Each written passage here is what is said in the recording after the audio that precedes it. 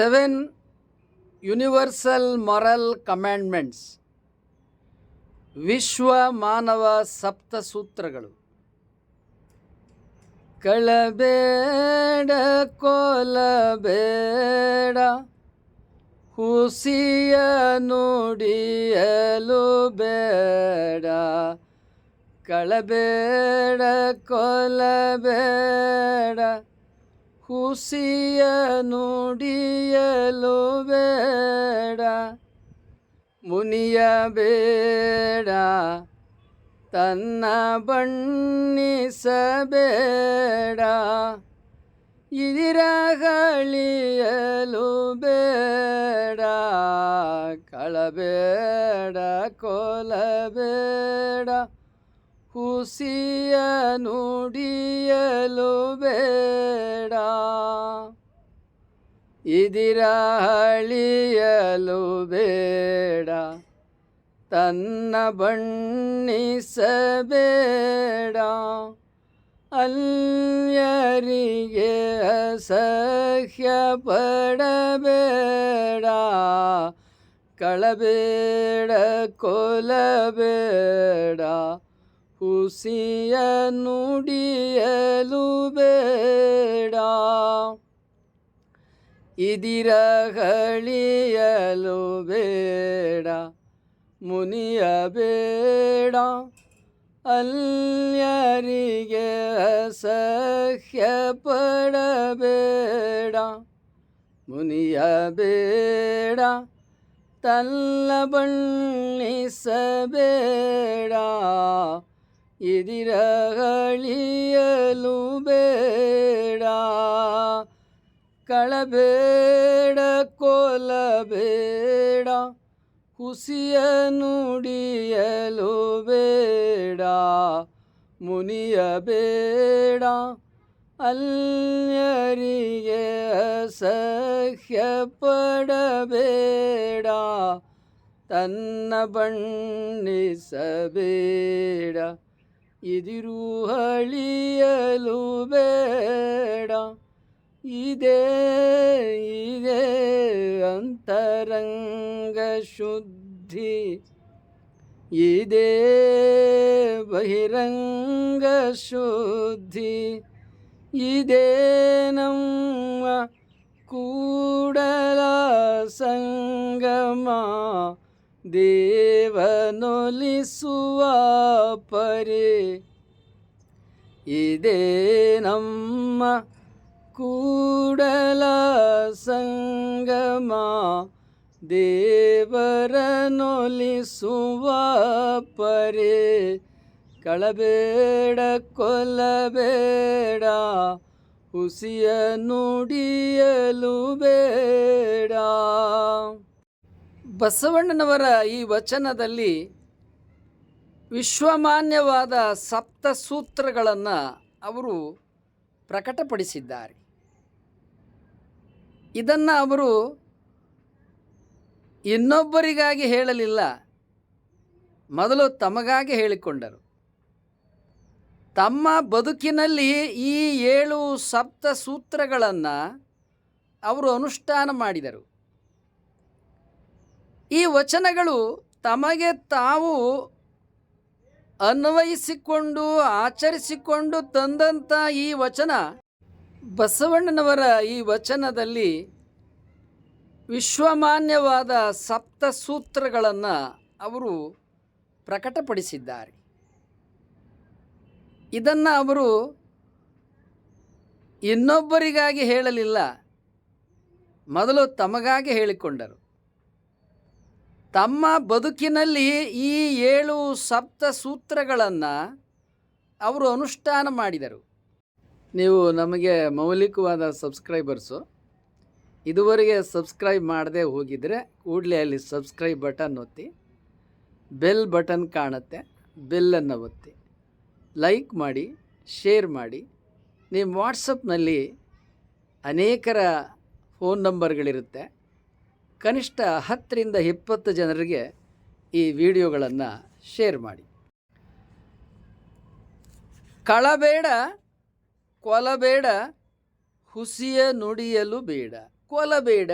ಕೊಲ್ಲುವುದು ಕೊಲ್ಲುವುದು ಅಂದ್ರೇನು? ಪ್ರಾಣವನ್ನು ತೆಗೆಯುವುದು, ಇನ್ನೊಬ್ಬರ ಪ್ರಾಣವನ್ನು ತೆಗೆಯುವುದು. ಇವು ಏನಿದಾವಲ್ಲ, ಕಳ್ಳತನ ಮತ್ತು ಕೊಲ್ಲುವುದು, ಇವೆಲ್ಲವೂ ಕೂಡ ಇವು ಗಂಭೀರವಾದ ಅಪರಾಧಗಳು. ಈ ಗಂಭೀರ ಅಪರಾಧಗಳನ್ನು ಇವತ್ತು ಇಂಗ್ಲೀಷ್ನಲ್ಲಿ ಕ್ರಿಮಿನಲ್ ಎಂಬುದಾಗಿ ಹೇಳುತ್ತಾರೆ. ಹಿಂದೆ ಇವುಗಳನ್ನು ಗಂಭೀರವಾದ ಅಪರಾಧಗಳು ಎಂಬುದಾಗಿ ಪರಿಗಣಿಸಲಾಗ್ತಾ ಇತ್ತು. ಕಳವು ಏನಿದೆಯಲ್ಲ, ಅದು ಇನ್ನೊಬ್ಬರ ವಸ್ತು. ಅದು ಆ ಇನ್ನೊಬ್ಬರ ವಸ್ತುವನ್ನು ನಾವು ಕಳವು ಮಾಡಿದರೆ ಅವ್ರಿಗೆ ದುಃಖ ಆಗತ್ತೆ. ಇನ್ನೊಬ್ಬರ ಪದಾರ್ಥಗಳು, ಇನ್ನೊಬ್ಬರ ವಸ್ತುಗಳು ಅವರು ಕಷ್ಟಪಟ್ಟು ಗಳಿಸಿರ್ತಾರೆ. ಧನ, ಕನಕ, ವಸ್ತ್ರ, ಆಸ್ತಿ ಏನೇ ಇರ್ಬೋದು, ಅದನ್ನು ನಾವು ಕಳವು ಮಾಡಬಾರದು. ಹಿಂದೆ ಪರಸ್ತ್ರೀಯರನ್ನು ಕೂಡ ಕೆಲವರು ಕದ್ಕೊಂಡು ಹೋಗ್ತಿದ್ರು, ಅಪಹರಣ ಮಾಡ್ತಿದ್ರು. ಈಗಲೂ ಅದು ಆಗಾಗ್ಗೆ ನಡೀತಾ ಇರೋದನ್ನು ನಾವು ಸೋಷಿಯಲ್ ಮೀಡಿಯಾಗಳಲ್ಲಿ ಗಮನಿಸ್ತಾ ಇರ್ತೇವೆ. ಇಂಥ ಕದ್ಕೊಂಡು ಹೋಗ್ತಕ್ಕಂಥ ಸಂದರ್ಭದಲ್ಲಿ ಹಿಂದೆ ಶಾಸನಗಳಲ್ಲಿ ಇದಕ್ಕೆ ರಾಜ ಮಹಾರಾಜರ ಕಾಲದಲ್ಲಿ ಬಹಳ ಕಟ್ಟುನಿಟ್ಟಿನ ನಿಯಮಗಳನ್ನು ಮಾಡಲಾಗಿತ್ತು. ಯಾರು ಪರಸ್ತ್ರೀಯರನ್ನು ಕದ್ಕೊಂಡು ಹೋಗ್ತಾರೆ, ಯಾರು ಪರಸ್ತ್ರೀಯರ ಮೇಲೆ ದೌರ್ಜನ್ಯವನ್ನು ಮಾಡ್ತಾರೆ, ಅವರನ್ನು ರಕ್ಷಣೆ ಮಾಡ್ತಕ್ಕಂಥ ಯೋಧರನ್ನು ಹಳ್ಳಿಯಲ್ಲಿ ಪ್ರತಿ ಊರಿನಲ್ಲಿ ಇಟ್ಟಿರ್ತಿದ್ರು.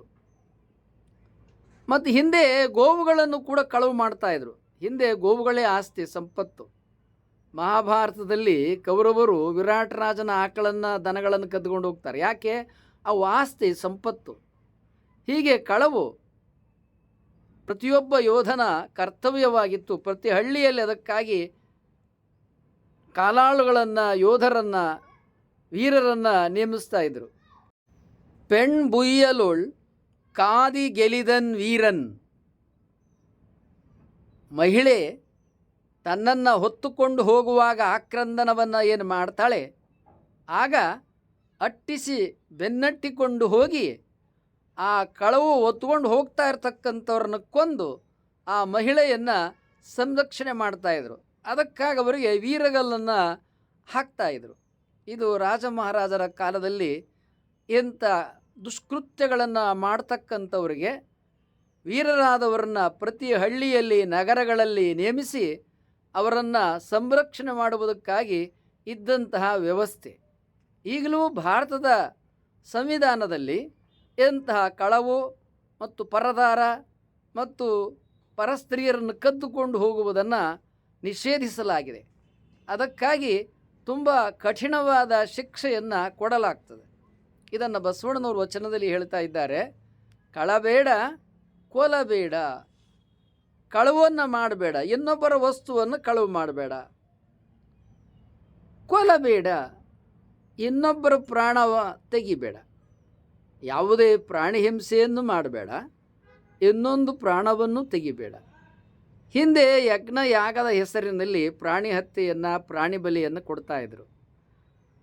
ಗ್ರಾಮ ದೇವತೆಯ ಜಾತ್ರೆ ಸಂದರ್ಭದಲ್ಲಿ, ಯಜ್ಞ ಯಾಗದ ಸಂದರ್ಭದಲ್ಲಿ ಬಸವಣ್ಣನವರು ವಿಶೇಷವಾಗಿ ಯಜ್ಞ ಯಾಗದ ಸಂದರ್ಭದಲ್ಲಿ ಹೋತ, ಆಡು ಇವುಗಳನ್ನು ಬಲಿ ಕೊಡುವುದನ್ನು ವಿರೋಧಿಸಿ ಅವರು ತಾವು ಹುಟ್ಟಿದ ಬಾಗೇವಾಡಿಯಿಂದ ಅಗ್ರಹಾರದ ಜನರಿಂದ ಬಹಿಷ್ಕೃತಗೊಂಡು ತಮ್ಮ 18ನೇ ವಯಸ್ಸಿನಲ್ಲಿ ಅವರು ಅನ್ನ ನೀರು ಕೊಡದೇ ಇರುವ ಕಾರಣ, ಅಲ್ಲಿ ಬದುಕಲಿಕ್ಕೆ ಕಷ್ಟವಾಗಿ ಯಾರೂ ತಮ್ಮನ್ನು ಹತ್ತಿರ ಸೇರಿಸದೇ ಇರುವ ಕಾರಣ ಅವರು ಬಾಗೇವಾಡಿಯಿಂದ ಕೂಡಲ ಸಂಗಮಕ್ಕೆ ಒಬ್ಬರೇ ಬಂದರು. ಯಾಕೆಂದರೆ ಅವರಿಗೆ ಅಗ್ರಹಾರದವರು ಬಹಿಷ್ಕಾರ ಹಾಕಿದರು. ಬಸವಣ್ಣನವರಿಗೆ ಆವಾಗ 18 ವಯಸ್ಸುಗಳಾಯಿತು.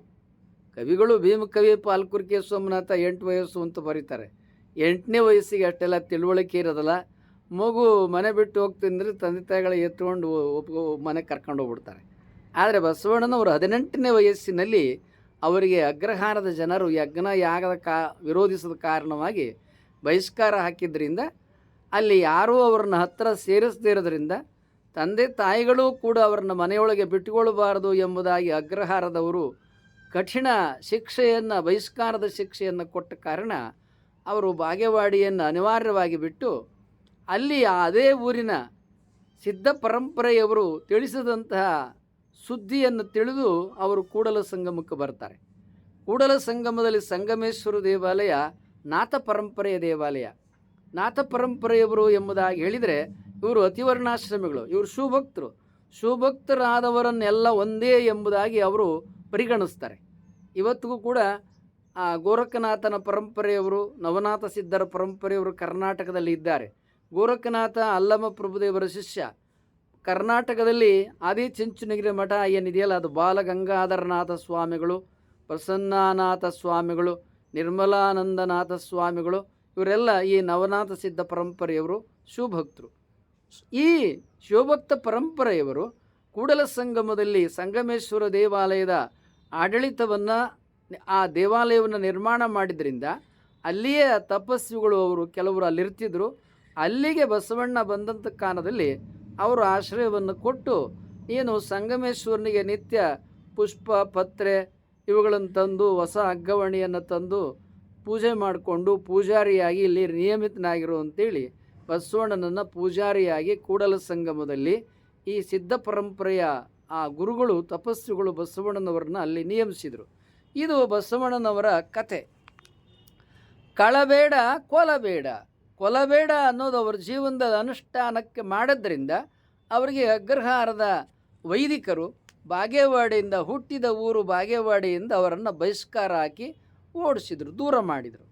ಇದು ಅವರ ಬದುಕಿನ ಆತ್ಮಕಥೆಯ ಅಂದೇಕೆ ಬಾರರು ನೀರಿಂಗೆ ನೇಣಿಂಗೆ ಹೊರಗಾದಂದು ಸಮಯಾಚಾರಕ್ಕೆ ಒಳಗಾದಂದು ಅಂತ ಬಸವಣ್ಣನವ್ರ ವಚನ ಇದೆ. ನನ್ನನ್ನು 18ನೇ ವಯಸ್ಸಿನಲ್ಲಿಗೆ ಧರ್ಮಕಾರಣವಾಗಿ ನಾನು ಹೊರಗಿಟ್ಟರು ಅಷ್ಟೇ ಅಲ್ಲ, ನೀರು ನೇಣು ಹಗ್ಗ ನೀರು ಕೊಡದಂಗೆ ಮತ್ತು ನನಗೆ ಯಜ್ಞೋಪವೀತ ಕಾರಣವಾಗಿ, ನೇಣು ಅಂದರೆ ಯಜ್ಞೋಪವೀತ, ನೀರು ಮತ್ತು ಯಜ್ಞೋಪವೀತ ಕಾರಣವಾಗಿ ನನ್ನನ್ನು ಬಹಿಷ್ಕಾರ ಹಾಕಿ ಓಡಿಸಿದರು ಅಂಥೇಳಿ ಬಸವಣ್ಣನವರೇ ತಮ್ಮ ವಚನದಲ್ಲಿ ಹೇಳ್ಕೊಂಡಿದ್ದಾರೆ. ಒಡೆಯರು ಬಂದಡೆ ಗುಡಿ ತೋರಣವ ಕಟ್ಟಿ ಅನ್ನೋ ವಚನದೊಳಗೆ. ಈ ಕಾರಣವಾಗಿ ಅವರು ಅಹಿಂಸೆಯನ್ನು ತಮ್ಮ ಜೀವನದೊಳಗೆ ಪಾಲನೆ ಮಾಡ್ಕೊಂಡು ಬಂದಿದ್ದಾರೆ. ಹೀಗಾಗಿ ಬಸವಣ್ಣನವರು ಇಲ್ಲಿ ಹೇಳ್ತಾ ಇರ್ತಕ್ಕಂಥ ಎಲ್ಲ ತತ್ವಗಳು ತಮ್ಮ ಜೀವನದಲ್ಲಿ ಅವರೇ ಪಾಲನೆ ಮಾಡಿಕೊಂಡು ಬಂದಂಥ ವಿಚಾರಗಳಾಗಿದ್ದಾವೆ. ಕೊಲಬೇಡ, ಕಳಬೇಡ, ಕೊಲಬೇಡ, ಹುಸಿಯ ನುಡಿಯಲು ಬೇಡ, ಸುಳ್ಳನ್ನು ಹೇಳಬೇಡ. ಈಗ ಕರ್ನಾಟಕ ರಾಜ್ಯದೊಳಗೆ ಮಂತ್ರಿಮಂಡಲ ಪ್ರಮಾಣ ವಚನ ಸ್ವೀಕಾರ ಮಾಡಬೇಕಾದ್ರೆ ಸತ್ಯ ನಿಷ್ಠೆ ಹೆಸರಿನಲ್ಲಿ ಅವರು ಪ್ರಮಾಣ ವಚನ ಸ್ವೀಕಾರ ಮಾಡ್ತಾರೆ. ಕಳವು ಮತ್ತು ಕೊಲ್ಲುವುದು ಇವೆರಡನ್ನೂ ಮಾಡುವುದು ನಮ್ಮ ಬಹಿರೇಂದ್ರಿಯಗಳ ಕೈಗಳು, ಕರಗಳು. ಅದಕ್ಕೆ ಸಹಕಾರ ಕೊಡೋದು ಕಣ್ಣು. ಇದಕ್ಕೆ ಪ್ರೇರಣೆ ಮಾಡುವುದು ನಮ್ಮ ಒಳಗಿರುವ ಎರಡು ಮನಸ್ಸಿನಲ್ಲಿ ಒಂದು ಮನಸ್ಸು ಹೇಳ್ತಿರ್ತದೆ ಬೇಡ ಅಂತ, ಇನ್ನೊಂದು ಮನಸ್ಸು ಅದನ್ನು ಉಲ್ಲಂಘನೆ ಮಾಡಿ ಕಳವು ಮತ್ತು ಕೊಲೆ ಇವುಗಳಲ್ಲಿ ತೊಡಗಿಕೊಳ್ತದೆ. ಅಂದರೆ ಪ್ರತಿಯೊಬ್ಬರ ಮನುಷ್ಯನ ಅಂತರಂಗದಲ್ಲಿ ಎರಡು ಮನಸ್ಸುಗಳಿರ್ತಾವೆ. ಒಂದು ಯಾವಾಗಲೂ ಕೂಡ ಬಹಿರ್ಜಗತ್ತಿನ ವಸ್ತುಗಳಿಗೆ ಅಪೇಕ್ಷೆ ಪಡ್ತಕ್ಕಂಥ ಮನಸ್ಸು, ಇನ್ನೊಂದು ಪರಮಾತ್ಮನ ಕಡೆಗೆ ಕರೆದುಕೊಂಡು ಹೋಗ್ತಕ್ಕಂಥ ಮನಸ್ಸು, ಸತ್ಯದ ದಾರಿಯ ಕಡೆಗೆ ಕರೆದುಕೊಂಡು ಹೋಗ್ತಕ್ಕಂಥ ಮನಸ್ಸು. ಈ ಒಳ ಮನಸ್ಸನ್ನು ಈ ಮನುಷ್ಯ ಏನು ಮಾಡ್ತಾನೆ, ತುಳಿದು ತಾನು ಇಚ್ಛೆ ಬಂದಂಗೆ ಸ್ವೈರ ಪ್ರವೃತ್ತಿಯಿಂದ ನಡ್ಕೊಳ್ತಾನೆ. ಆಗಲೇ ಇವನೇನು ಮಾಡ್ತಾನೆ, ಕಳ್ಳತನ ಮತ್ತು ಕೊಲೆ ಇವುಗಳನ್ನು ಮಾಡ್ತಾನೆ. ಹುಸಿಯ ನುಡಿಯಲು ಬೇಡ, ಸುಳ್ಳು ಹೇಳೋದು. ಸುಳ್ಳು ಹೇಳೋದು ಯಾವುದಪ್ಪ, ನಮ್ಮ ನಾಲ್ಗೆ. ನಾವು ಸಣ್ಣ ಸಣ್ಣ ವಿಷಯಗಳಿಗೆಲ್ಲ ಸುಳ್ಳನ್ನು ಹೇಳಿಬಿಡ್ತೇವೆ. ಈ ಸುಳ್ಳನ್ನು ಹೇಳುವುದರಿಂದ ಪರಿಣಾಮ ಏನಾಗುತ್ತೆ ಅಂದರೆ ನಮ್ಮ ವ್ಯಕ್ತಿತ್ವ ಚಿಕ್ಕದಾಗತ್ತೆ, ಬೇರೆಯವರ ಕಣ್ಣಿಗೆ ನಾವು ಸಣ್ಣವರಾಗ್ತೇವೆ. ನಮಗೆ ನಾವು ಸಣ್ಣವರಾಗೋದು ಒಂದು ಕಡೆ, ನಮ್ಮ ಮನಸ್ಸು ಹೇಳುತ್ತದೆ ನೀನು ಯೋಗ್ಯ ಅಲ್ಲ ಅಂತ. ನಾವು ಸುಳ್ಳು ಹೇಳೋದನ್ನು ಆಚರಣೆ ಮಾಡಿಬಿಟ್ರೆ ನಮ್ಮ ಮನಸ್ಸೇ ಅಂತರಂಗದಲ್ಲಿ ಹೇಳ್ತಿರ್ತದೆ ನೀ ಭಾಳ ಸುಳ್ಳು ಹೇಳ್ತಿಕಣೋ ಅಂತೇಳಿ. ಹಾಗೆ ನಾವು ಸುಳ್ಳನ್ನು ಹೇಳಿದರೆ ನಾವು ಜನರ ವಿಶ್ವಾಸವನ್ನು, ಜನರ ನಂಬಿಕೆಯನ್ನು, ಜನರ ಪ್ರೀತಿಯನ್ನು ಕಳ್ಕೊಳ್ತೀವಿ. ಆಗ ನಾವು ಸಮಾಜದಲ್ಲಿ ಬದುಕೋದು ಕಷ್ಟ ಆಗುತ್ತೆ. ಸಮಾಜದಲ್ಲಿ ನಾವು ಬದುಕಬೇಕು ಅಂತೇಳಿದರೆ ನಾವು ಸತ್ಯವನ್ನೇ ನುಡಿಯಬೇಕು, ಸತ್ಯವನ್ನೇ ಪರಿಪಾಲನೆ ಮಾಡಬೇಕು. ಅದಕ್ಕಾಗಿ ವಚನದಲ್ಲಿ ಭಾಳ ಸುಂದರವಾಗಿ ಹುಸಿಯ ನುಡಿಯಲು ಬೇಡ, ಸುಳ್ಳನ್ನು ಹೇಳಬೇಡ. ಮುನಿಯಬೇಡ, ಮುನಿಯೋದು ಅಂದರೆ ಏನು? ಕೋಪ ಮಾಡ್ಕೊಳ್ಳೋದು. ನಾವು ಕೋಪ ಮಾಡಿಕೊಂಡ್ರೆ ಏನಾಗುತ್ತೆ ಪರಿಣಾಮ? ನಮಗೆ ಕೆಟ್ಟದಾಗತ್ತೆ. ಈಗ ನಾವು ಯಾರ ಮೇಲಾರು ಸಿಟ್ಟು ಮಾಡಿದರೆ ಅವ್ರೇನು ಮಾಡ್ತಾರೆ? ನಮ್ಮಿಂದ ದೂರ ಆಗ್ತಾರೆ. ಅವರು ಸಿಟ್ಟು ಮಾಡ್ಕೊಳ್ತಾರೆ ಅಥವಾ ನಮ್ಮಿಂದ ದೂರ ಆಗ್ತಾರೆ. ಪರಿಣಾಮ ಏನಾಗ್ತದೆ? ಅವ್ರ ಸಹಕಾರ ನಮಗೆ ಸಿಗೋದಿಲ್ಲ. ನಾವು ಜೀವನದಲ್ಲಿ ಒಂಟಿ ಆಗ್ತೀವಿ. ನಾವು ಸಮಾಜದಲ್ಲಿ ಬದುಕಬೇಕಾದ್ರೆ ಎಲ್ಲರ ಸಹಕಾರದಲ್ಲಿ ನಾವು ಬದುಕಬೇಕಾಗ್ತದೆ. ನಾವು ಒಬ್ಬರೇ ಜಗತ್ತಿನಲ್ಲಿ ಬದುಕೋಕ್ಕಾಗಲ್ಲ. ಆದ್ದರಿಂದ ಇಲ್ಲಿ ಏನು ಬಸವಣ್ಣನವರು ಈ ವಚನದಲ್ಲಿ ಹೇಳ್ತಾ ಇದ್ದಾರೆ,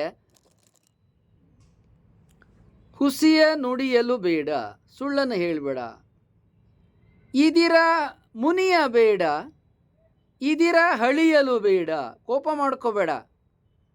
ನಂತರ ಹೇಳ್ತಾರೆ ಕೋಪ ಮಾಡಿಕೊಂಡ್ರೆ ಏನಾಗುತ್ತೆ ಎಂಬುದಾಗಿ ಹೇಳಿದರೆ, ಮುಖ್ಯವಾಗಿ ನಮ್ಮ ಶರೀರದಲ್ಲಿ ಸಿಟ್ಟು, ಕೋಪ ಬಂದಾಗ ಹೃದಯದ ಬಡಿತ ಹೆಚ್ಚಾಗ್ತದೆ. ಇವತ್ತಿನ ಆಧುನಿಕ ತಂತ್ರಜ್ಞಾನದ ಪರಿಣಾಮವಾಗಿ ನಮಗೆ ಏನು ಹೇಳ್ತದೆ ಎಂಬುದಾಗಿ ಹೇಳಿದರೆ, ವೈದ್ಯಕೀಯ ವಿಜ್ಞಾನ ಸಿಟ್ಟು ಮಾಡಿಕೊಂಡ್ರೆ ಬಿ ಪಿ ಹೆಚ್ಚಾಗುತ್ತೆ. ಬಿ ಪಿ ಹೆಚ್ಚಾಗ್ತದೆ. ಹೃದಯದ ಬಡಿತ ಹೆಚ್ಚಾದಾಗ ಹಾರ್ಟ್ ಅಟ್ಯಾಕ್ ಆಗುವ ಸಂಭವ ಹೆಚ್ಚಿರ್ತದೆ. ಸಿಟ್ಟು ಮಾಡಿಕೊಂಡಾಗ ಹೃದಯಾಘಾತ ಸಂಭವಿಸಿ ನಮಗೆ ಸಾವು ಹತ್ತಿರವಾಗುವುದು, ಸಮೀಪವಾಗುವುದು ಆಗ್ತದೆ.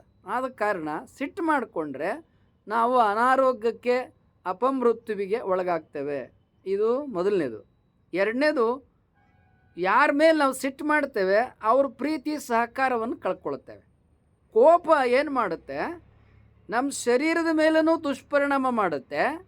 ನಮ್ಮ ಪರಿಸರದಲ್ಲಿ ವ್ಯಕ್ತಿಯ ನಡುವೆ, ಸಂಬಂಧಗಳ ನಡುವೆ ಕೂಡ ಅದು ಕೆಟ್ಟ ಪರಿಣಾಮವನ್ನು ಮಾಡ್ತದೆ. ಆದ ಕಾರಣ ಕೋಪ ಒಳ್ಳೆಯದಲ್ಲ. ಕೋಪವಂಟದ ತಪವನು ಅಂತ ಅನುಭಾವಿಗಳು ಹೇಳ್ತಾರೆ. ನಾವು ಮಾಡ್ತಕ್ಕಂಥ ತಪಸ್ಸಿನೊಳಗೆ, ತಪೋ ಜೀವನದೊಳಗೆ ಕೋಪ ಇರಬಾರದು. ಕೋಪವನ್ನು ನಾವು ಮಾಡಿದರೆ ನಮ್ಮಲ್ಲಿ ಅರಿವು, ವಿವೇಕ ಕಡಿಮೆ ಆಗ್ತದೆ. ನಾವು ಕೋಪ ಬಂದಾಗ ಏನು ಮಾಡ್ತೇವೆ? ದುಡುಕಿ ಕೆಟ್ಟ ನಿರ್ಧಾರವನ್ನು ತೆಗೆದುಕೊಂಡು ಬಿಡ್ತೇವೆ. ಆದ್ದರಿಂದ ಕೋಪ ಮಾಡಿಕೊಂಡಾಗ ನಮ್ಮಲ್ಲಿ ಸಮಾಧಾನ ಚಿತ್ತ ಹೊರಟೋಗ್ತದೆ. ಯಾವುದು ಸರಿ, ಯಾವುದು ತಪ್ಪು ಅನ್ನತಕ್ಕಂಥ ನಿರ್ಣಯ ಆಗ ನಮಗೆ ಕೋಪ ಬಂದಾಗ ಆಗುವುದಿಲ್ಲ. ಕೋಪ ಬಂದಾಗ ನಾವು ಮಾಡಬೇಕಾದ ಮೊದಲನೇ ಕೆಲಸ ಏನಪ್ಪ ಅಂತೇಳಿದರೆ, ಆ ಸ್ಥಳದಿಂದ ಬಿಟ್ಟು, ಯಾರ ಜೊತೆ ಒಡನಾಟ ಮಾಡ್ತಾ ಇರ್ತೀವಿ ಅಲ್ಲಿಂದ ಬಿಟ್ಟು ದೂರ ಏಕಾಂತಕ್ಕೆ ಹೋಗಿ ಆಕಾಶದ ಕಡೆ ನೋಡಬೇಕು. ಇಲ್ಲ ಹೊರಗೆ ಗಿಡ ಮರ ಹಕ್ಕಿ ಪಕ್ಷಿಗಳನ್ನು ನೋಡಬೇಕು. ಸಮೀಪದಲ್ಲಿ ಬೆಟ್ಟ ಗುಡ್ಡ ನದಿ ನೀರು ಸಮುದ್ರ ಇದ್ದರೆ ಅವುಗಳನ್ನು ನೋಡಬೇಕು. ಬಹಿರ್ಜಗತ್ತಿಗೆ ಬರಬೇಕು. ಅಥವಾ ಒಂದು ಕಡೆ ಏಕಾಂತದಲ್ಲಿ ರೂಮ್ನಲ್ಲಿ ಕುಳಿತುಕೊಂಡು ನಿಧಾನವಾಗಿ ಉಸಿರಾಟವನ್ನು ಒಂದು 6 ಉಸಿರಾಟಗಳನ್ನು ಮಾಡಬೇಕು. ನಿಧಾನವಾಗಿ ಉಸಿರು ತೊಗೊಳ್ಬೇಕು, ನಿಧಾನವಾಗಿ ಉಸಿರನ್ನು ಬಿಡಬೇಕು. ಒಂದು ಸಲ ಉಸಿರು ತೊಗೊಳ್ಳೋದು, ಒಂದು ಸಲ ಉಸಿರು ಬಿಡೋದು, ಒಂದು ಉಸಿರಾಟ. ಇಂಥ 6 ಉಸಿರಾಟಗಳನ್ನು ಮಾಡಬೇಕು. ಇಂಥ 6 ಉಸಿರಾಟಗಳನ್ನು ಮತ್ತೊಮ್ಮೆ ಮಾಡಬೇಕು. ಹೀಗೆ 24 ಉಸಿರಾಟಗಳನ್ನು ಮಾಡಿದರೆ ನಮಗೆ ಬಂದಂಥ ಸಿಟ್ಟು, ಕೋಪ ಹೊಟ್ಟೋಗ್ತದೆ. ನಮಗೆ ಸಮಾಧಾನ ಚಿತ್ತ ಬರ್ತದೆ. ಆಗ ನಾವು ಇನ್ನೊಬ್ಬರ ಜೊತೆ ಕಮ್ಯುನಿಕೇಷನ್, ಮಾತನಾಡಲಿಕ್ಕೆ, ಸಂವಹನ ಮಾಡಲಿಕ್ಕೆ ಆಗ ನಾವು ಯೋಗ್ಯರಾಗಿರ್ತೇವೆ. ಆದ ಕಾರಣ ಸಿಟ್ಟು ಬಂದಾಗ ನಾವು ಮಾಡಬೇಕಾದ ಕೆಲಸ ಏನು ಅಂದರೆ, ಮಾತನ್ನು ಮುಂದುವರಿಸಬಾರ್ದು, ಸ್ಥಳದಿಂದ ದೂರ ಹೋಗಬೇಕು. ಏಕಾಂತದಲ್ಲಿ ಇಂಥ ಉಸಿರಾಟದ ಅಭ್ಯಾಸಗಳನ್ನು ಅಭ್ಯಾಸ ಮಾಡಬೇಕು. ಇಲ್ಲ ಆಕಾಶ, ಬೆಟ್ಟ, ಗುಡ್ಡ, ನದಿ, ಹೊಳೆ, ಸಮುದ್ರ ಇವುಗಳನ್ನು ನೋಡಬೇಕು. ಅಥವಾ ಪಕ್ಕದಲ್ಲಿ ಹೊಲ, ಗದ್ದೆ, ತೋಟ ಇದ್ದರೆ ಅವುಗಳನ್ನ ನೋಡ್ಕೊಂತ ನಿಂತ್ಕೋಬೇಕು. ಬಾಳೆ ತೋಟ ಇತ್ಯಾದಿಯನ್ನು, ಹಸಿರನ್ನು ನೋಡ್ತಾ ನಿಂತ್ಕೋಬೇಕು. ಆಗ ನಮ್ಮ ಕಣ್ಣು ಮತ್ತು ಮನಸ್ಸು ಎರಡೂ ಏನಾಗ್ತದೆ? ಶಾಂತ ಆಗ್ತದೆ. ಶಾಂತ ಪ್ರವೃತ್ತಿ ಇದ್ದಾಗ ಒಳ್ಳೆಯ ಶಾಂತ ಮನಸ್ಸು ಇರ್ತದೆ. ಆಗ ಸರಿಯಾದ ವಿಚಾರಗಳನ್ನು ಮಾಡ್ತೇವೆ. ಆಗ ನಾವು ತಪ್ಪು ಮಾಡುವುದಿಲ್ಲ. ತಪ್ಪು ಮಾಡಿದ್ರೆ ನಮಗೆ ಹಾನಿ ಆಗ್ತದೆ. ಕೆಟ್ಟ ನಿರ್ಧಾರ ತೆಗೆದುಕೊಂಡು ಅನೇಕರೇನು ಮಾಡ್ತಾರೆ? ಕೋಪ ಬಂದಂಥ ಕಾಲದೊಳಗೆ ಕುಡುಗೋಲು ಮುಚ್ಚು ತೆಗೆದುಕೊಂಡು ಇನ್ನೊಬ್ಬರು ಪ್ರಾಣ ತೆಗೆದು ಬಿಡ್ತಾರೆ. ಕೊನೆಗೆ ನೀನು ಜೀವನ ಪರ್ಯಂತ ಜೈಲಿಗೆ ಹೋಗ್ತೀಯ. ಆದ್ದರಿಂದ ನಾವು ಕೋಪ ಬಂದಾಗ ಮೊದಲು ಅದನ್ನು ನಿಗ್ರಹ ಮಾಡಬೇಕು. ಸ್ಥಳ ಬಿಟ್ಟು ಬೇರೆ ಕಡೆ ಹೋಗಬೇಕು. ಬೆಟ್ಟ ಗುಡ್ಡ ನದಿ ಸಮುದ್ರ ಆಕಾಶ ಇವುಗಳನ್ನು ನೋಡಬೇಕು. ಇಲ್ಲ ನಿಧಾನವಾಗಿ ಉಸಿರು ತಗೊಳ್ಳೋದು, ಉಸಿರು ಬಿಡೋದನ್ನು 6 ಉಸಿರಾಟ, ಮತ್ತೆ 6 ಹೀಗೆ 24 ಉಸಿರಾಟಗಳನ್ನು ಮಾಡಬೇಕು. ಮುನಿಯಬೇಡ. ನಂತರ ತನ್ನ ಬಣ್ಣಿಸಬೇಡ. ನಮ್ಮನ್ನು ಹೊಗಳ್ಕೋಬಾರ್ದು. ಯಾಕೆಂದರೆ ನಾ ಬಹಳ ದೊಡ್ಡವ, ನಾವೆಂದೂ ನಾವು ದೊಡ್ಡವರಾಗಲ್ಲ. ನಾವು ದೊಡ್ಡವರಿದ್ದೇವೋ ಚಿಕ್ಕವರಿದ್ದೇವೋ ಅದನ್ನು ಹೊರಗಿನ ವ್ಯಕ್ತಿಗಳು, ಮನೆಯ ಸದಸ್ಯರು, ಸಮಾಜದ ಸದಸ್ಯರು, ನಾಡಿನ ಸದಸ್ಯರು ಹೇಳಬೇಕು.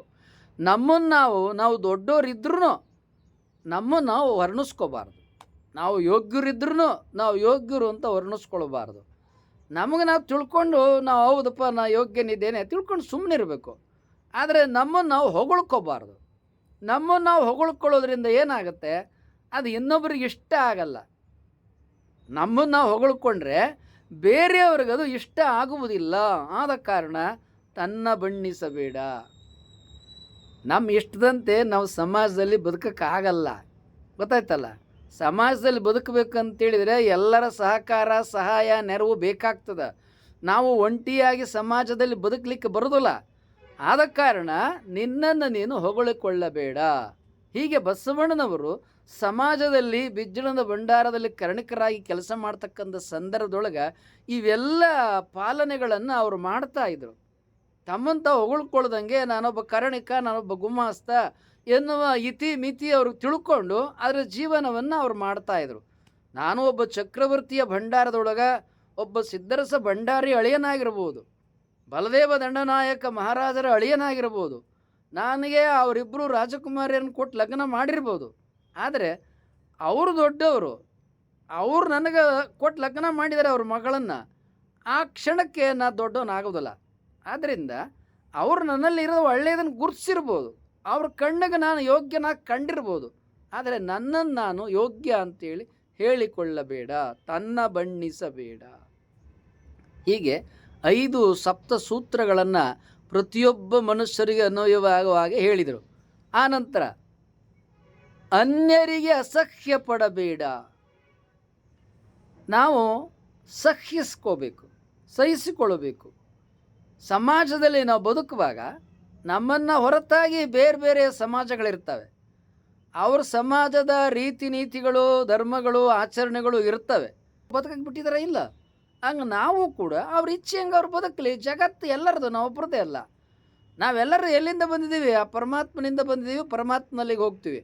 ಎಲ್ಲರೂ ಪರಮಾತ್ಮನ ಅಂಶೀಭೂತರು. ಇದನ್ನೇ ಆಧ್ಯಾತ್ಮ ಅನುಭವ ನಮಗೆ ತಿಳಿಸೋದು. ಆದ ಕಾರಣ ತನ್ನಂತೆ ಪರರ ಬಗೆದಡ ಕೈಲಾಸ ಭಿನ್ನಾಣವಕ್ಕೂ ಸರ್ವಜ್ಞ ಅಂತ ಕವಿ, ಅನುಭಾವಿಗಳು, ಮಹಾತ್ಮರು, ನಮ್ಮ ಶಿವಶರಣರು, ಅಲ್ಲಮ ಪ್ರಭುದೇವರು, ಅಕ್ಕಮ್ಮದೇವಿಯವರು, ಬಸವಣ್ಣನವರು ಎಲ್ಲ ತಮ್ಮ ವಚನದಲ್ಲಿ ಹೇಳ್ತಾರೆ. ಸಕಲ ಜೀವಾತ್ಮರಿಗೆ ಲೇಸ ಬಯಸಬೇಕು ಅಂತ ಬಸವಣ್ಣನವರು ವಚನದಲ್ಲಿ ಹೇಳಿದ್ದಾರೆ. ಆದ್ದರಿಂದ ಅನ್ಯರಿಗೆ ಅಸಹ್ಯ ಪಡಬೇಡ. ಕೊನೆಗೆ ಇದಿರ ಹಳಿಯಲು ಬೇಡ. ನೀನು ಇನ್ನೊಬ್ಬರ ಬಗ್ಗೆ ಅಸಹ್ಯ ಪಡಬೇಡ, ತುಚ್ಛೀಕರಣ ಮಾಡಬೇಡ, ಅವ್ರ ಸಮಾಜದ ಬಗ್ಗೆ ಇರಬಾರ್ದು. ಈಗ ನಾವು ಅಸಹ್ಯ ಪಟ್ಟರೆ ಅವರು ನಮ್ಮನ್ನು ಅಸಹ್ಯ ಪಡ್ತಾರ ಇಲ್ಲ. ಆದ ಕಾರಣ ಅನ್ಯರಿಗೆ ಅಸಹ್ಯ ಪಡಬೇಡ. ಬಸವಣ್ಣನವರು ಈ ವಚನದೊಳಗೆ ಅಂತರಿಂದ್ರಿಯ ನಿಗ್ರಹ, ಬಹಿರಿಂದ್ರಿಯ ನಿಗ್ರಹ ಎರಡನ್ನೂ ವಿವರಿಸಿದ್ದಾರೆ. ಅಂತರಿಂದ್ರಿಯಗಳ್ಯಾವುದು? ಮನಸ್ಸು, ಚಿತ್ತ, ಬುದ್ಧಿ, ಅಹಂಕಾರ. ಅಹಂಕಾರ ಅಂದ್ರೇನು? Individual consciousness. ನಮ್ಮ ಮನಸ್ಸು, ನಮ್ಮ ಚಿತ್ತ, ನಮ್ಮ ಬುದ್ಧಿ, ನಮ್ಮ ಅಹಂಕಾರ, ಇವು 4 ಕೂಡ ಇವು ಅಂತರಿಂದ್ರಿಯಗಳು. ನೀನು ಅಂತರಿಂದ್ರಿಯಗಳಲ್ಲಿಯೂ ಕೂಡ ಸಂಯಮವನ್ನು ಕಾಪಾಡಿಕೊಳ್ಳಬೇಕು. ಇನ್ನು 5 ಬಹಿರಿಂದ್ರಿಯಗಳು: ಕಣ್ಣು, ಕಿವಿ, ಮೂಗು, ನಾಲಿಗೆ, ಚರ್ಮ. ಇವು ಬಹಿರಿಂದ್ರಿಯಗಳು. ಇವುಗಳು ಕೂಡ ನಿನ್ನ ನಿಗ್ರಹದಲ್ಲಿ, ಹತೋಟಿಯಲ್ಲಿ, ಸಂಯಮದಲ್ಲಿ ಇರಬೇಕಂತಾರೆ. ಅಂದ್ರೇನು? ಈ ವಿಶ್ವಮಾನ್ಯವಾದ 7 ಸೂತ್ರಗಳಲ್ಲಿ 4 ಸೂತ್ರಗಳು ನಮ್ಮ ನಾಲಿಗೆಗೆ ಇದ್ದಾವೆ. ಏನ ಕಳುವು ಮಾಡೋದು, ಕೊಲ್ಲೋದು, ಸಿಟ್ಟು ಮಾಡ್ಕೊಳ್ಳೋದು, ಇವು ಏನದವಲ್ಲ, ಸಿಟ್ಟು ನಮ್ಮ ಕಣ್ಣಲ್ಲೂ ಸಿಟ್ಟು ಮಾಡ್ತೀವಿ, ನಮ್ಮ ಮಾತಿನಲ್ಲೂ ಸಿಟ್ಟು ಮಾಡ್ತೀವಿ, ನಮ್ಮ ವರ್ತನೆಯಲ್ಲೂ ಸಿಟ್ಟು ಮಾಡ್ತೀವಿ. ಸಿಟ್ಟು ಮಾಡಿದಾಗ ನಾವು ಕೈಯಲ್ಲೇ ಹೊಡೆಯೋಕ್ಕೆ ಮತ್ತೊಂದಕ್ಕೆ ಹೋಗ್ತೇವೆ. ಸೊ ಇವು 3 ಬಹಿರಿಂದ್ರಿಯಕ್ಕೆ. ಕಳವು, ಕೊಲ್ಲೋದು, ಕೋಪ, ಈ 3ಕ್ಕೂ ವರ್ತನೆಗೆ ಪ್ರೇರಣೆ ಆಗೋದು ಯಾವುದಪ್ಪ ಅಂತ ಹೇಳಿದರೆ, ಬಹಿರಂಗದಲ್ಲಿ ಕ್ರಿಯೆ, ಆ್ಯಕ್ಷನ್ ಪ್ರಕಟ ಆಗೋದು ನಮ್ಮ ಕರಗಳಿಂದ, ನಮ್ಮ ಕಣ್ಣುಗಳಿಂದ ಮತ್ತು ನಮ್ಮ ಸ್ಥೂಲ ಶರೀರದಿಂದ. ನಾವು ಇನ್ನೊಬ್ಬರು ಒದಿಯೋಕ್ಕೆ ಹೋಗ್ಬೋದು, ಮತ್ತೊಂದು ಕೆಟ್ಟ ಮಾತಾಡೋಕ್ಕೆ ಹೋಗ್ಬೋದು. ಈ ಸಿಟ್ಟು ಬಂದಾಗ ನಮ್ಮ ಅಂತರಿಂದ್ರಿಯ, ಬಹಿರಿಂದ್ರಿಯ ಎಲ್ಲವೂ ಕೂಡ ಕೆಲಸ ಶುರು ಮಾಡಿಬಿಡ್ತವೆ. ಆ್ಯಕ್ಷನ್, ಇವು ಎಲ್ಲವೂ ಕೂಡ ಆ್ಯಕ್ಷನ್ನಲ್ಲಿ ಕ್ರಿಯಾಶೀಲಿಯಾಗಿ ಬಿಡ್ತವೆ. ಕೋಪ ಬಂದಾಗ, ಕಳವು ಮಾಡೋಕ್ಕೆ ಹೋದಾಗ ಬರೀ ಕರಗಳೇ ಕಳವು ಕೆಲಸ ಮಾಡ್ತಾವೆ. ಕೊಲ್ಲೋಕ್ಕೆ ಹೋದಾಗಲೂ ಕೈಗಳಷ್ಟೇ ಕೆಲಸ ಮಾಡೋಕ್ಕೆ ಹೋಗ್ತಾವೆ. ಆದರೆ ನಾವು ಯಾವಾಗ ಕೋಪ ಮಾಡಿಕೊಳ್ತೇವೆ, ಆ ಕೋಪ ಮಾಡಿಕೊಂಡಾಗ ಇಡೀ ಶರೀರ, ನಮ್ಮ ಇಂದ್ರಿಯಗಳು, ಬಹಿರೇಂದ್ರಿಯಗಳು, ಅಂತರಿಂದ್ರಿಯಗಳು ಎಲ್ಲವೂ ಅವು ಕ್ರಿಯಾಶಾಲಿಯಾಗಿ ಬಿಡ್ತಾವೆ. ಆವಾಗಲೇ ನಮ್ಮಲ್ಲಿ ವಿವೇಕ ಕಡಿಮೆ ಆಗ್ತದೆ, ಅರಿವು ಕಡಿಮೆ ಆಗ್ತದೆ, ಅಜ್ಞಾನ ಹೆಚ್ಚಾಗ್ತದೆ, ಕೋಪ ಹೆಚ್ಚಾಗ್ತದೆ. ಆಗ ನಾವು ಕ್ರೂರ ಕೆಲಸಗಳನ್ನು, ಕ್ರೂರ ಕೃತ್ಯಗಳನ್ನು, ಕೆಟ್ಟ ಕೆಲಸಗಳನ್ನು ಮಾಡಿಬಿಡ್ತೇವೆ. ಆದ ಕಾರಣ ಬಸವಣ್ಣನವರು ಈ ವಚನದೊಳಗೆ ಅಂತರಿಂದ್ರಿಯ ನಿಗ್ರಹ, ಬಹಿರೇಂದ್ರಿಯ ನಿಗ್ರಹ ಇವುಗಳಿಂದ ನಿನ್ನ ಪರ್ಸ್ನಾಲಿಟಿ ಗ್ರೋತ್ ಆಗ್ತದೆ, ನಿನ್ನ ವ್ಯಕ್ತಿತ್ವ ನಿನ್ನ ದೊಡ್ಡದಾಗ್ತದೆ. ಇವುಗಳ ನಿಗ್ರಹ ಮಾಡಿದ್ರೆ, ಇವುಗಳನ್ನು ನಿಗ್ರಹ ಮಾಡದೆ ಹೋದರೆ ನೀನು ಲೋಕದ ಕಣ್ಣಿನಲ್ಲಿ ಸಣ್ಣವನಾಗ್ತೀಯ, ಅಥವಾ ತಪ್ಪುಗಳನ್ನು ಮಾಡಿದಾಗ ನಿನಗೆ ಕ್ರೂರವಾದ ಗಂಭೀರವಾದ ಶಿಕ್ಷೆಗೆ ನೀನು ಒಳಗಾಗ್ತೀಯ. ಈ ತಪ್ಪುಗಳನ್ನು ಮಾಡೋ ನೀನೇ. ತಪ್ಪುಗಳನ್ನು ಮಾಡೋಕ್ಕೆ ಪ್ರೇರಣೆ ಕೊಡೋದು ಯಾವುದು? ಮನಸ್ಸು ಮತ್ತು ಕರಗಳು. ಇವು ಮಾಡಿದಾಗ ನಿನ್ನ ಅಂತರಿಂದ್ರಿಯ ಬಹಿರೇಂದ್ರಿಯಗಳಿಂದ ನೀನು ಕೆಟ್ಟ ಕೆಲಸಗಳನ್ನು ಮಾಡಿದಾಗ ನೀನು ದಂಡನೆಗೆ, ಶಿಕ್ಷೆಗೆ ಒಳಗಾಗ್ತೀಯ, ಅಪರಾಧಗಳನ್ನು ಮಾಡ್ತೀಯ. ಆದ ಕಾರಣ ಅಯ್ಯ ಮನುಷ್ಯನೇ, ಬಸವಣ್ಣನವರು ತುಂಬ ಸರಳವಾಗಿ ವಚನದಲ್ಲಿ ಒಂದು ಮಗುವಿಗೆ ಕೂಡ ತಿಳಿಯಬೇಕು ಆ ರೀತಿಯಾಗಿ ಹೇಳಿದ್ದಾರೆ. ಇದನ್ನು ಎಲ್ಲ ಶಾಲೆಗಳಲ್ಲಿ, ಪ್ರೈಮರಿ ಶಾಲೆಯಲ್ಲಿ ಮಕ್ಕಳಿಗೆ ಪಠ್ಯಪುಸ್ತಕವಾಗಿ ಇಟ್ಟಿರ್ತಾರೆ. ನಾವು ಶಾಲೆಯಲ್ಲಿ ಓದಬೇಕಾದ್ರೆ ನಮಗೂ ಈ ವಚನ ಪಠ್ಯಪುಸ್ತಕವಾಗಿತ್ತು. ಆವಾಗಲಿಂದಲೇ ನಮಗೆ ಬಸವಣ್ಣವ್ರ ವಚನಗಳ ಮೇಲೆ ಪ್ರೀತಿ ಉಂಟಾಯಿತು. ಅಂದಿನಿಂದ ನಾವು ಮತ್ತೆ ಮತ್ತೆ ಬಸವಣ್ಣನವ್ರನ್ನ ವಚನಗಳನ್ನು ಅಧ್ಯಯನ ಮಾಡಿಕೊಂಡು ಬಂದವು. ನಮ್ಮ 17ನೇ ವಯಸ್ಸಿಗೆ ಬಂದ ಮೇಲೆ ಪ್ರತಿನಿತ್ಯ ಬಸವಣ್ಣನವ್ರ 50 ವಚನ, ಅಕ್ಕಮಹಾದೇವ್ರ 50 ವಚನ, ಅಲ್ಲಮಪ್ರಭುದೇವ್ರ 50 ವಚನ ಹೀಗೆ ಅಧ್ಯಯನ ಮಾಡ್ಕೊತ ಬಂದ ಕಾರಣವಾಗಿ ನಮಗೆ ಅನುಭವ ಸಾಹಿತ್ಯದಲ್ಲಿ, ವಚನ ಸಾಹಿತ್ಯದಲ್ಲಿ ಪ್ರೀತಿ, ಹೆಮ್ಮೆ, ಗೌರವ ಇವೆಲ್ಲವೂ ಉಂಟಾಗಿದ್ದಾವೆ. ಆದ ಕಾರಣ ಕಳಬೇಡ, ಕೊಲಬೇಡ, ಹುಸಿಯ ನುಡಿಯಲು ಬೇಡ, ಮುನಿಯಬೇಡ, ತನ್ನ ಬಣ್ಣಿಸಬೇಡ, ಇದಿರ ಅಳಿಯಲು ಬೇಡ, ಅನ್ಯರಿಗೆ ಅಸಹ್ಯ ಪಡಬೇಡ. ಹೀಗೆ ಬಸವಣ್ಣನವರು ಈ ವಚನದೊಳಗೆ 7 ವಿಶ್ವಮಾನ್ಯವಾದ ಸಪ್ತಸೂತ್ರಗಳನ್ನು ಈ ವಚನದಲ್ಲಿ ತಿಳಿಸಿದ್ದಾರೆ. ನೀವು ನಮಗೆ ಮೌಲಿಕವಾದ ಸಬ್ಸ್ಕ್ರೈಬರ್ಸು.